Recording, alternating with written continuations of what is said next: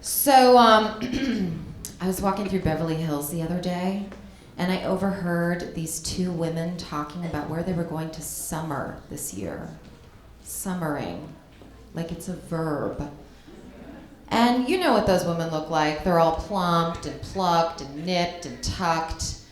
And I overheard one of them say, "Bentley and I are going to take Bentley Jr. and Mercedes to St. Thomas to summer. And then we're going to go to St. Bart's, St. Martin's, and St. John's. We're doing all of the St. Islands." Ow. Yeah, okay. The only place that I'm going to be summering is when I run through my neighbor's sprinklers holding a can of Tecate. All right, I'm lucky if I get one afternoon off to hit the YMCA pool and swim with all the inner city kids who wear their snorkel masks and stare at my butt underwater. That's my summer. But, rich people are always reading, like, fancy magazines, like Departures and Vanity Fair. Every other page is stuff I can't afford, like Cartier diamonds or trips to Fiji. I mean, the only thing that I'm flipping through is the Von Circular, searching for a half-off coupon for Herpesen. Yeah, that's right. But I don't want you guys to worry. It's actually not for me. It's for the people I plan on infecting, so.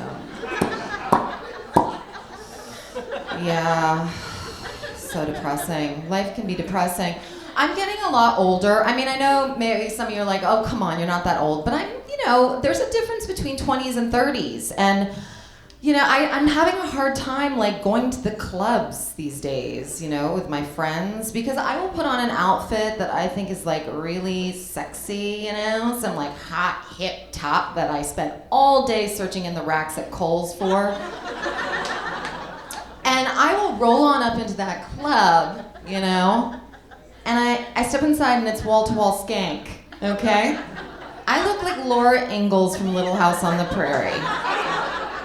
I mean, seriously, their shirts are like, and then their skirts are like, and their underwear is like, I don't know where it is, okay? I feel like an 80-year-old woman with a walker. I'm like, "Excuse me, girls, I've got to get to the bar. Yes, bartender, I'd like an Ensure with a twist. I like to move it, move it. I like to move it, move it, move it." It's depressing. My life's depressing. Yeah. So, I went to, like, my least favorite place today, the Home Depot. Oh, I really don't like that place. I mean, they never have anything in my size. Except maybe the guy who works in lumber. He's pretty hot. But, I don't know. What depresses me is driving past all the jobless illegals on the way in. It's like a sad mariachi band with no instruments. So sad. Can they really get a job that way? I mean, just standing outside of the place that they want to work? Because if that's the case, I'm gonna go head on over to Paramount Pictures tomorrow, near Bronson Avenue, gate 12. Maybe they'll realize that they're one movie star short. I can just hear them talking about it inside. "Hey, Charlie, we're missing a movie star. Go see if there's a dame outside the gates that wants to work on this picture we're making. Someone with a lot of pizzazz who'll really knock my socks off. Cha-cha-cha. That's how I like to think people in the motion picture industry talk. And then I would have to respond, "Hey, Mr. Producer Man, I'm your girl. I'll work for scale, bring my own lunch to set, and do full frontal. How's that for a deal?" I'll let you know how it goes. Send you a postcard. But yeah, so I cruise around the Home Depot, and I just think I'm never gonna find a man in this light. The fluorescent lighting, I look so unattractive. And they have 3,000 different types of lights there. Just install a couple of dimmers, And the only guy who ever wants to help me is this 150-year-old man with 2 yellow teeth and more lines on his face than on Lindsay Lohan's glass coffee table. Yeah, I said it. I swear to God, he looks like the Crypt Keeper. He's like, "Are you sure you can handle this power tool, little girl? It's mighty powerful."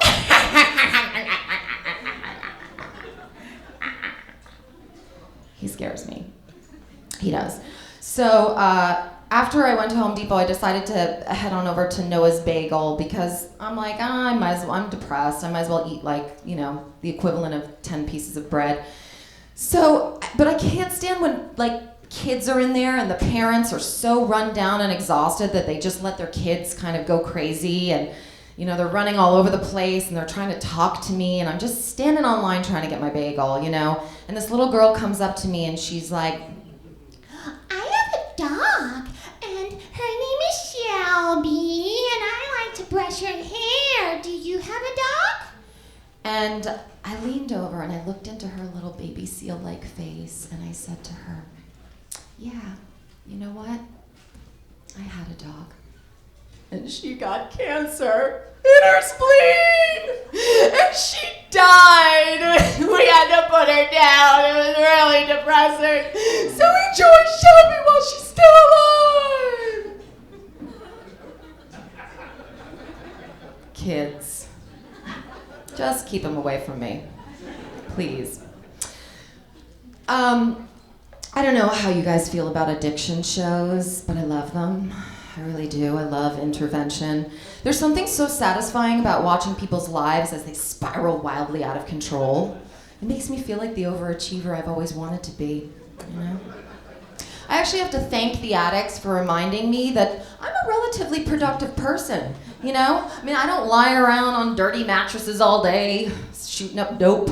No, sir, I lie around on clean mattresses, eating spicy Cheetos and watching my other favorite program, Lock Up. Oh, God, I love Lock Up. It's a reality prison show on MSNBC. And then afterwards, I like to peruse all the prison pen pals' websites and check out all the incarcerated men. Because if I can't find love at the depot, maybe I'll find it in prison. And I actually have to say there's kind of a lot of really well-rounded men in prison, okay, sure, some of them have made hamburger patties out of their neighbors' children, but now they're pursuing a law degree so they can defend themselves in court. That's practically a lawyer, Mom,